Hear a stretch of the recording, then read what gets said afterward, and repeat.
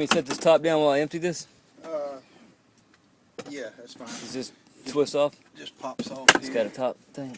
Alright, well, now I know how to work one. Thanks for the lesson. No problem. Says just set this down with a 5-gallon bucket.